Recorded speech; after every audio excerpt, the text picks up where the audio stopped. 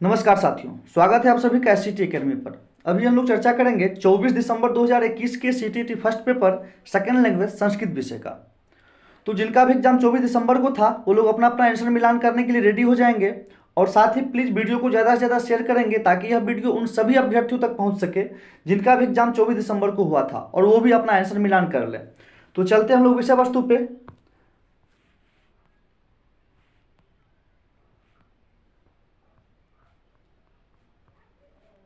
यहाँ से आपका स्टार्ट होता है सेकेंड लैंग्वेज संस्कृत। साथ ही साथियों आप लोग को बता दूं कि 16 दिसंबर से 21 जनवरी तक जितने भी एग्जाम हुए हैं उस सभी का कंप्लीट डिस्कशन आपका सीडीपी, मैथ, ईवीएस और हिंदी का करवा दिया गया है। तो जो लोग अभी तक अपना आंसर मिलान नहीं किए हैं वो लोग चैनल के प्लेलिस्ट में जाकर के उस वीडियो को देख लेंगे और वहाँ से आसानी से अपना आंसर मिलान कर लेंगे। तो हम लोग स्टार्ट करते हैं संस्कृत को। आपका निर्देश है ऊपर में, निम्नलिखितम गद्यांशम पठित्वा अष्ट प्रश्नानाम उचितम विकल्पम चित्वा उत्तरानि देयानि। मतलब निम्नलिखित गद्यांश को पढ़ करके 8 प्रश्नों के उचित विकल्प में से चुन करके उत्तर दीजिए। अर्थात इस गद्यांश से जो आपके प्रश्न होंगे वो 8 प्रश्न होंगे, ध्यान रखना है। देखते हैं हम लोग। बालिकायाः अनारिकायाः मनसि सर्वदा महती जिज्ञासा भवति। एक बालिका का नाम है अनारिका, उसके मन में हमेशा जिज्ञासा रहती है, बहुत ज़्यादा जिज्ञासा रहती है। अतः स बहुन प्रश्नान पृच्छति, अतः इस कारण से वो बहुत सारे प्रश्न पूछती है। तस्या प्रश्न ही सर्वेशा बुद्धिम चक्रवत भ्रमति, उसके प्रश्न से सभी का बुद्धि क्या बोलते हैं उसको, चकरा जाता है, बहुत ज्यादा प्रश्न पूछती है। अगला है प्रातः उत्थाय सा अनुभवत यद तस्या मन प्रसन्नम नास्ति। जब वो प्रातः उठी तो आज उसका मन ऐसा लगा कि शायद मन प्रसन्न नहीं है, ऐसा उसने अनुभव किया। मनोविनोदाय सभ्रमितुम गृहात बहि अगच्छत। मनोविनोदाय मतलब मनोरंजन के उद्देश्य से वो घर से बाहर भ्रमण के लिए निकली।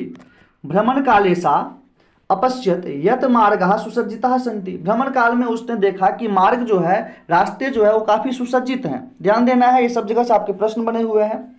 सा चिंतयति किमर्थम इयं सज्जा, वह सोचने लगी कि यह सजावट, यह सुसज्जित क्यों है। सा स्मरत यत अद्य तु मंत्री आगमिष्यति, फिर उसको याद आया कि आज मंत्री आने वाला है। सह अत्र किमर्थम आगमिष्यति इति विषये तस्या जिज्ञासा प्रारब्धा, वह क्यों आ रहे हैं इस विषय को लेकर के उसके मन में जिज्ञासा प्रारंभ हो गई। गृहम आगत्य स्वपितरम अपृच्छत, घर आने पर उसने पिता से पूछा, पिता मंत्री किमर्थम आगच्छति, पिताजी मंत्री क्यों आ रहे हैं। पिता अवदत् पुत्री नद्या ऊपरी नवीन सेतु निर्मितः। पिता ने कहा, पुत्री बेटी नदी के ऊपर नया सेतु का निर्माण हुआ है। तस्य उद्घाटनार्थम मंत्री आगच्छति, उसके उद्घाटन के लिए मंत्री महोदय आ रहे हैं। अनारिका पुनः अपृच्छत, अनारिका ने पुनः पूछा, पिता किम मंत्रिम सेतु निर्माणम अकरोत्, क्या मंत्री जी ने सेतु का निर्माण किया है। पिता अकथयत, पिता ने कहा, न ही पुत्री सेतु निर्माण कर्मकारः अकुर्वन्, सेतु का निर्माण कर्मकार किए अर्थात मजदूर किए हैं। पुनः अनारिकाया प्रश्न आसीत्, पुनः अनारिका ने पूछा, यदि कर्मकारः सेतु निर्माणम् अकुर्वन् तदा मंत्री किमर्थम आगच्छति, यदि सेतु का निर्माण कर्मकार ने किया है, मजदूर ने किया है, तो फिर मंत्री क्यों आ रहे हैं। पिता अवदत् यतो ही सः अस्माकं देशस्य मंत्री, क्योंकि वो हमारे देश के मंत्री हैं। पिता सेतु निर्माणाय प्रस्तराणि कुतः आयन्ति, फिर वो पूछ रही है, पिताजी सेतु निर्माण के लिए जो प्रस्तर है, प्रस्तर पत्थर को कहा जाता है, ध्यान रखिएगा। प्रस्तराणि कुतः आयन्ति किम तानि मंत्री ददाति, क्या ये सब मंत्री जी दे रहे हैं, ऐसा कौन पूछ रही है। अनारिका पूछ रही है अपने पिता से। देखते हैं आगे। उम्मीद करते हैं आप लोगों को गद्यांश समझ में आ रहा होगा। विरक्त भावेन पिता उदत्रत अनारिके, विरक्त भावन मतलब पिताजी को अब थोड़ा गुस्सा आ गया, व्यक्त भाव से उत्तर दे रही है। अनारिके प्रस्तराणि जनाः पर्वतेभ्य आनयन्ति, प्रस्तर जो होता है, पत्थर जो होता है, वो लोग पर्वतों से लाते हैं। पिता तर्हि किम एतदर्थम मंत्रिम धनम ददाति, तो पिताजी क्या इसके लिए धन जो है सो मंत्री जी दिए हैं। तस्य पार्श्वे धनानि कुतः आगच्छन्ति, उसके पास इतने धन कहाँ से आ रहे हैं। तान प्रश्नान श्रुत्वा पिता अवदत्, यह प्रश्न सुन करके पिताजी ने कहा, अरे प्रजा सर्वकाराय धनम पृच्छन्ति, अरे सभी प्रकार के धन जो है सो प्रजा देते हैं, हम लोग टैक्स के रूप में धन प्रदान करते हैं। विस्मिता अनारिका पुनः अपृच्छत, विस्मित अनारिका पुनः पूछ रही है, पिता कर्मकाराः पर्वतेभ्यः प्रस्तराणि आनयन्ति, मजदूर पत्थर पर्वत से लाते हैं। ते एव सेतुम निर्मान्ति, वही सेतु का निर्माण करते हैं। प्रजा सर्वकाराय धनम ददाति, प्रजा सभी प्रकार का धन दे रहा है। तथापि सेतु उद्घाटनार्थम मंत्री किमर्थम आगच्छति, तो फिर मंत्री उद्घाटन के लिए मंत्री क्यों आ रहे हैं। पिता अवदत्, पिता ने कहा, प्रथमेव अहम अकथयत यत सह एव देशस्य मंत्री अस्ति, मैं पहले ही कह चुका हूं तुमको वो हमारे देश के मंत्री हैं। बहु प्रश्नान करोषि, बहुत प्रश्न पूछती हो।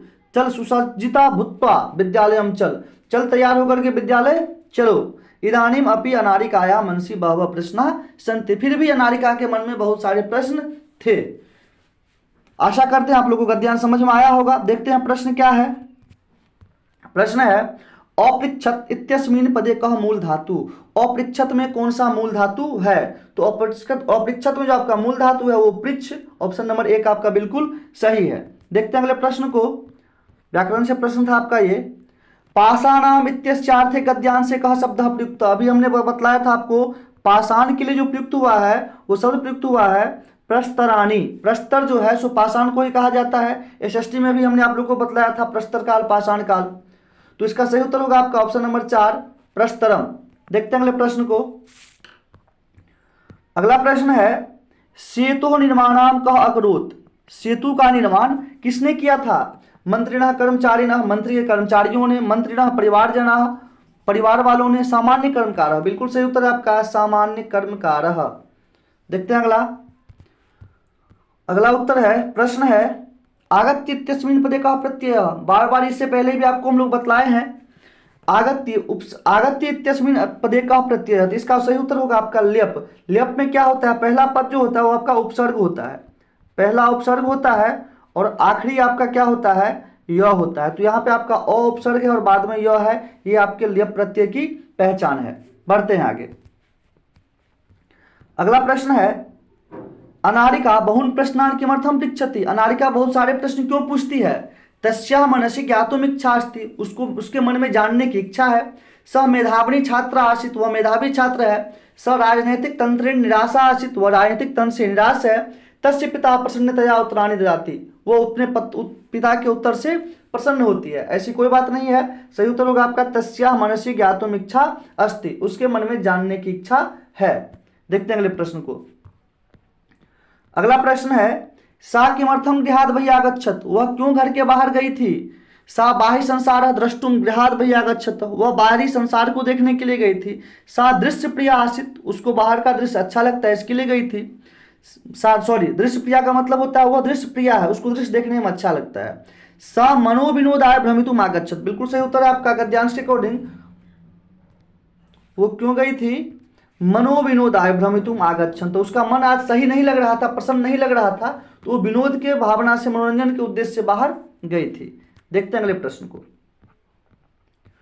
अकथयत इत्यस्य विपरीतार्थक शब्द कः अस्ति, अकथयत मतलब होता है कहना, तो इसका विपरीतार्थक शब्द हो जाएगा आपका अपृच्छत, मतलब पूछना। देखते हैं अगले प्रश्न को। 8 प्रश्न थे आपके उस गद्यांश से, आपका लास्ट प्रश्न है भ्रमण काले सा किम अपश्यत, भ्रमण काल में वो क्या देखी। मंत्रिणम नवीन सेतुम विक्तदान मार्गान सुसज्जित मार्गान, तो आपका सही उत्तर हो जाएगा सुसज्जित मार्गान। जब भ्रमण के लिए निकली उसने क्या देखा था कि मार्ग बिल्कुल सुसज्जित हैं। अगला आपका गद्यांश पहले देखना पड़ेगा, गद्यांश हम लोग देख लेते हैं जल्दी जल्दी। निर्देश समझ चुके हैं आप लोग। निम्नलिखित गद्यांश पठित्वा सप्त प्रश्नानाम, यहाँ पे हमको जो उत्तर देना है इसको पढ़ करके वो कितने प्रश्नों का, 7 प्रश्नों का। पूर्व दिशायाम उदेति सूर्यः, पश्चिम दिशायाम च अस्तम गच्छति, इति दृश्यते ही लोके, इति दृश्यते ही लोके। पूर्व दिशा में सूर्य उगता है और पश्चिम दिशा में सूर्य अस्त हो जाता है, डूब जाता है, यही लोग देखते हैं। परम न अनेन अवबोध्यम अस्ति यत् सूर्यो गतिशील इति, सूर्यो चलः पृथ्वी च, सूर्यो अचलः पृथ्वी च चलाय स्वकीय अक्ष घूर्णेति इति सांप्रतम सुस्थापित सिद्धांत। क्या है, सूर्य क्या है, अचल है, और पृथ्वी क्या है, चल है। सूर्य अचल है मतलब सूर्य स्थिर है और पृथ्वी क्या करती है, उसका चक्कर लगाती है। यह जो है सो घूर्णन का सिद्धांत स्थापित सिद्धांत है, मतलब मान्यता प्राप्त सिद्धांत है, ऐसा कम ही लोग जानते हैं। सिद्धांतो अयम प्राथम्येन येन प्रवर्तितः स आसीत् महान गणितज्ञ ज्योतिर्विच आर्यभट्ट। इस सिद्धांत को जो प्रतिपादित करने वाले विद्वान थे वो कौन थे, महान ज्योतिष आर्यभट्ट।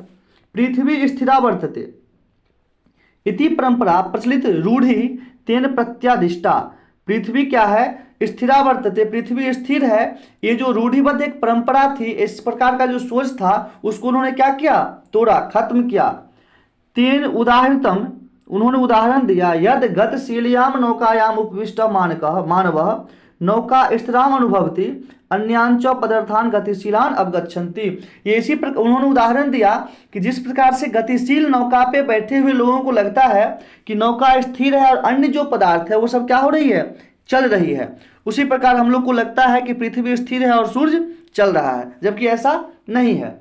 एवमेव गतिशीलायाम पृथ्व्यम अवस्थितः मानवः पृथ्वीम स्थिरम अनुभवति सूर्य आदि ग्रहांच गतिशीलान वृत्ति। ठीक है, इसी प्रकार हम लोग को लगता है कि हम लोग स्थिर है और सूर्य आदि जो भी ग्रह है वो क्या है, गतिशील है। 476तमे ख्रीस्ताब्दे आर्यभट्टः जम्नः लब्धवानिति तेनैव विरचिते आर्यभट्टीयम इत्यस्मिन् ग्रंथे उल्लिखितम। मतलब 476तमे ख्रीस्ताब्दे, 476 ईस्वी के आसपास जन्मे आर्यभट्ट का जन्म कब हुआ था, 476 ईस्वी के आसपास, और उन्होंने एक ग्रंथ की रचना की थी जिसका नाम था आर्यभट्टीयम। ग्रंथोऽयं तेन त्रयोविंशतितमे वयसि विरचितः। इस ग्रंथ का जो उन्होंने रचना किया था वो 23 वर्षों की उम्र में किया था। ऐतिहासिक स्रोतों भी ज्ञायते यथ पाटलिपुत्रम निकषा आर्यभट्टस्य वेधशाला आसीत। ऐतिहासिक स्रोत से जो ज्ञात होता है वो ये है कि पाटलिपुत्र के निकट आर्यभट्ट का क्या था, वेधशाला। आर्यभट्ट का वेधशाला पाटलिपुत्र के निकट था। अनेन इदम अनुमीयते यथ तस्य कर्मभूमि पाटलिपुत्रमेव आसीत। अनेक लोग इस प्रकार के अनुमान लगाते हैं कि इनका आर्यभट्ट का जो कर्मभूमि था वो कहाँ पे था, पाटलिपुत्र में था। आर्यभट्टस्य योगदानम गणित ज्योतिषा संबद्धम वर्तते यत्र संख्यानाम आकलनम महत्वम आदरति। आर्यभट्ट का योगदान गणित ज्योतिष से संबंधित संख्याओं का आकलन में महत्वपूर्ण है। आर्यभट्ट फलित ज्योतिष शास्त्रे न विश्वस्ति स्म। आर्यभट्ट फलित ज्योतिष शास्त्र में विश्वास नहीं करते थे। गणितीय पद्धत्या कृतम आकलनम आदरति एव तेन प्रतिपादितम यद ग्रहणे राहु केतु नाम को दानवो नास्ति कारणम। उन्होंने गणितीय पद्धति से इस चीज का आकलन किया और प्रतिपादित किया कि ग्रहण का जो कारण है वो राहु केतु नाम का दानव नहीं है। तत्र तु सूर्य चंद्र पृथ्वी इति त्रीणि एव कारणानि। इसके कारण जो है सो सूर्य चंद्रमा और पृथ्वी है। सूर्य परितः भ्रमन्तया पृथ्व्या चंद्रस्य परिक्रमापथेन संयोगाद ग्रहणम भवति। मतलब सूर्य चंद्रमा और पृथ्वी जब ये करते रहते हैं, पृथ्वी और चंद्रमा जब सूर्य के भ्रमण करते रहते हैं, चक्कर लगाते रहते हैं, तो उसी समय संयोग से ग्रहण लगता है। देखते हैं ऊपर, काफी लंबा आपका गद्यांश है ये। यदा पृथ्व्या छाया प्रतेन चंद्रस्य प्रकाशः अवरुध्यते तदा चंद्रग्रहणम भवति। जब पृथ्वी के छाया से चंद्रमा के प्रकाश को अवरुद्ध होता है तो कौन सा ग्रहण लगता है, चंद्रग्रहणम भवति। तथैव पृथ्वी सूर्ययोः मध्ये समागतस्य चंद्रस्य छायापतेन सूर्य ग्रहणम दृश्यन्ते। और जब पृथ्वी सूर्य के नजदीक में कौन सा आ जाता है, चंद्रमा आ जाता है और उसके छाया से सूर्य ग्रहण दिखाई देता है। समाजे नूतनानां विचाराणां स्वीकारे प्रायः सामान्य जनः काठिन्यम अनुभवन्ति। समाज नूतन विचार को स्वीकार करने में सामान्य रूप से कठिनता का अनुभव करते हैं। भारतीय ज्योतिष शास्त्रे तथैव आर्यभट्टस्यापि विरोधः अभवत्। भारतीय ज्योतिष शास्त्र में उस समय आर्यभट्ट का क्या किया गया, विरोध किया गया। तस्य सिद्धांता उपेक्षिता, उसके सिद्धांत को उपेक्षित किया गया। स्वपंडितस्य मन्याणाम उपहास पात्रम जाता, वो पंडितों के बीच में उपहास पात्र बनते थे, उनका उपहास उड़ाया जाता था। पुनरपि तस्य दृष्टि कालागतिमानि दृष्टा आधुनिकै वैज्ञानिकै तस्मिन् तस्य च सिद्धांते समादारः प्रकटितः। और जबकि आधुनिक समय में, आधुनिक विज्ञान में उनके सिद्धांतों को क्या किया जाता है, आदरपूर्वक सम्मानपूर्वक देखा जाता है। अस्मादेव कारणात् अस्माकं प्रथम उपग्रह से नाम आर्यभट्टम इति कृतम। इसी कारण से हमारे प्रथम उपग्रह का नाम आर्यभट्ट रखा गया। वस्तुतः भारतीय गणित परंपराया अथ च विज्ञान परंपराया असो एक शिखर पुरुष आसित। वस्तुतः ये जो आर्यभट्ट हैं वो हमारे गणित परंपरा और विज्ञान परंपरा के एक शिखर पुरुष हैं। उम्मीद करते हैं आप लोगों को गद्यांश समझ में आया होगा। देखते हैं प्रश्न को। अनुमीयते इत्यस्मिन् पदे कः धातु विद्यते। अनुमीयते में जो आपका धातु है वो आपका मीय धातु है, ऑप्शन नंबर 4। गद्यांश से आपका ये प्रश्न, व्याकरण से आपका ये प्रश्न था। अगला है आर्यभट्टस्य वेधशाला कुत्र आसीत्, तो आपका सही उत्तर हो जाएगा पाटलिपुत्रस्य समीपम, ऑप्शन नंबर 2। देखते हैं अगले प्रश्न को। अगला प्रश्न है तस्य सिद्धांतः उपेक्षितः अस्य वाक्यस्य का अर्थ, उसके सिद्धांत का उपेक्षित किया जाता था, इसका जो अर्थ होगा तस्य सिद्धांतः सम्मानितः, उपेक्षित में सम्मान होगा नहीं, परीक्षिता परीक्षित भी नहीं होगा आपका, प्रसिद्ध अभवन प्रसिद्ध भी नहीं होगा, तस्य सिद्धांत अवहेलता। देखिए अवहेलना और उपेक्षा करना दोनों एक ही शब्द है, पर्यायवाची शब्द है, आपका सही उत्तर हो जाएगा ऑप्शन नंबर 4। देखते हैं अगले प्रश्न को। अगला प्रश्न है आर्यभट्टस्य जन्म काल कस्मिन् ग्रंथे उल्लिखितः। देखिए पूरे गद्यांश में आपका एक ही ग्रंथ का रचना, एक ही ग्रंथ का चर्चा है और वो ग्रंथ है आर्यभट्टीय, ऑप्शन नंबर 3 आपका बिल्कुल सही उत्तर होगा। बढ़ते हैं आगे। अगला प्रश्न है आर्यभट्टेन कः सिद्धांतः प्रतिपादितः। आर्यभट्ट ने कौन सा सिद्धांत प्रतिपादित किया था। आर्यभट्ट ने जो सिद्धांत प्रतिपादित किया था वो था सूर्यो अचल पृथ्वी च चला, मतलब सूर्य अचल है, सूर्य स्थिर है और पृथ्वी चला, पृथ्वी घूर्णन करती है, ऑप्शन नंबर 2 आपका बिल्कुल सही उत्तर है। देखते हैं अगले प्रश्न को। भ्रमंतया इत्यत्र का विभक्ति वर्तते है। भ्रमंतया में कौन सी विभक्ति है, तो आपका जो सही उत्तर हो जाएगा ऑप्शन नंबर 3 सप्तमी विभक्ति। देखते हैं अगले प्रश्न को। गतिशीलायाम नौकायाम उपविष्ट जनः किम मन्यते, मतलब गतिशील नौका पे बैठे हुए लोग क्या मानते हैं।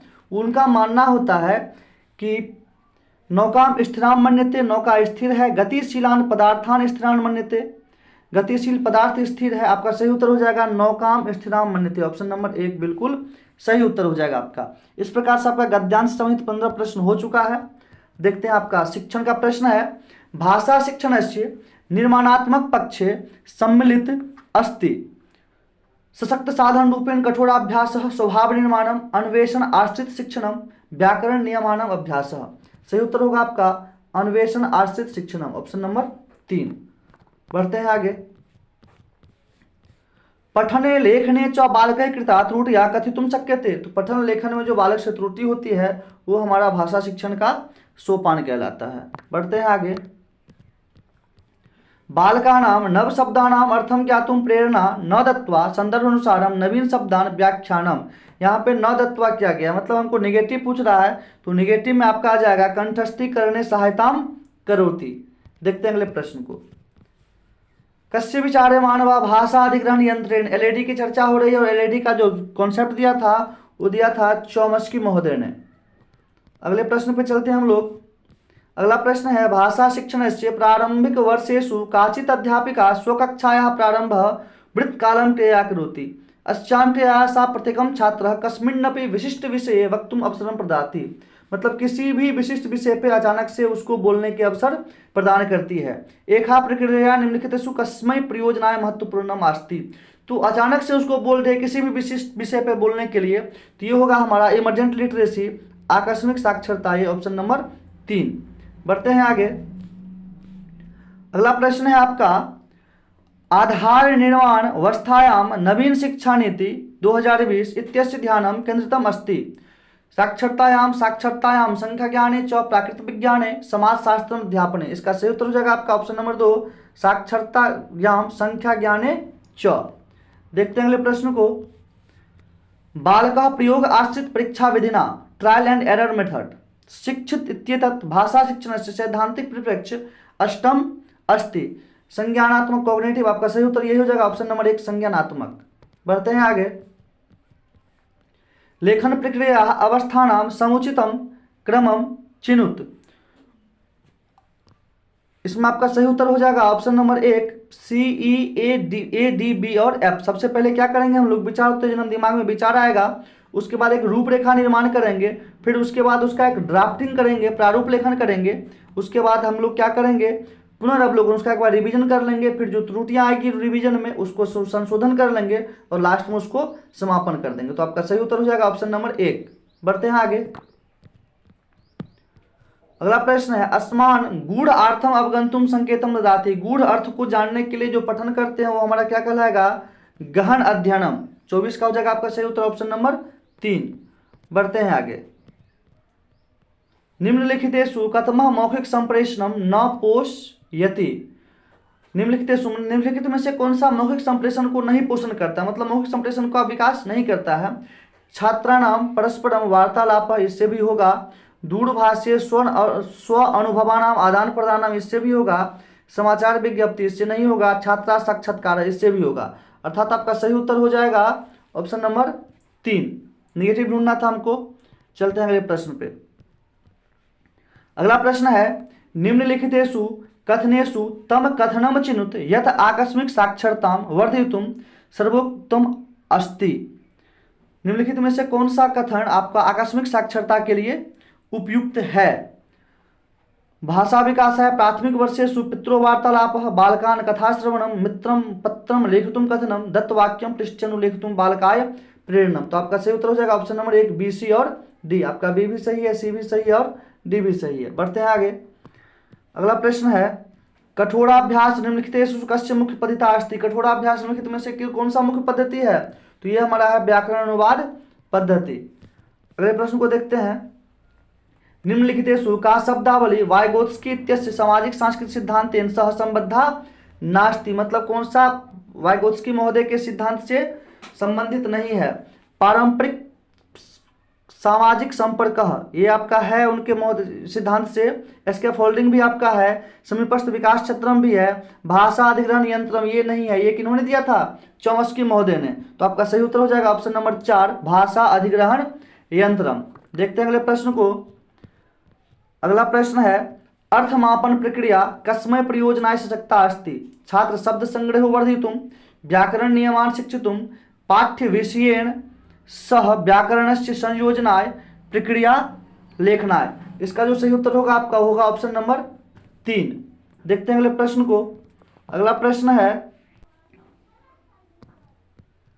लास्ट प्रश्न है आपका निष्क्रिय शब्दावली का अस्ति। निष्क्रिय शब्दावली क्या है? देखिए साथियों, इससे पहले एक बात आप लोग से करना चाहता हूं कि आप लोग को पता है संस्कृत विषय आपका काफ़ी क्लिष्ट विषय है, काफ़ी कठिन विषय है।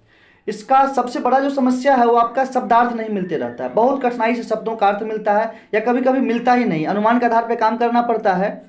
तो फिर भी उसके बावजूद भी हम लोग की तरफ से प्रयास किया गया है कि 100% एक्यूरेसी का। इसके बावजूद भी आप 1-2 नंबर आगे पीछे लेकर के चल सकते हैं, उतना मान के चल सकते हैं। आपका 1 से 2 नंबर आगे पीछे हो सकता है। ऐसा नहीं कि 4 या 5 हो जाएगा, लेकिन 1-2 नंबर आपका आगे पीछे हो सकता है। तो वो मायने में लेकर के चलना है, ठीक है। लास्ट प्रश्न हमारा निष्क्रिय शब्दावली का अस्ति। ते शब्दाः वयम येषां प्रयोगम तदेव कुर्मः यदा वयम तान् शृणुम अथवा पठामः। ते शब्दायान वयम अन्य सा पुनः पुनः प्रयुंजम। तो पुनः पुनः जो प्रयुंजम होगा वो तो आपका नहीं होगा निष्क्रिय शब्दावली। लेखन एवं प्रयोगम वयम लेखन कुर्म, जो लेखन करेगा हमेशा वो भी नहीं होगा। भाषण एवं कुर्म ये भी निष्क्रिय शब्दावली नहीं होगा। तो आपका सही उत्तर हो जाएगा ऑप्शन नंबर 1। तो कैसा लगा ये वीडियो आप लोग को दोस्तों कमेंट में जरूर बताइएगा। उम्मीद करते हैं आप लोग को यह वीडियो पसंद आया होगा। अगर वीडियो पसंद आया तो वीडियो को ज़्यादा से ज़्यादा लाइक करें, शेयर करें और अगर चैनल पर नए आए तो चैनल को सब्सक्राइब कर लें ताकि सभी संबंधित जानकारी आपको समय समय पर मिलती रहे। तो मिलते हैं हम लोग नेक्स्ट वीडियो में, तब तक के लिए धन्यवाद। जय हिंद।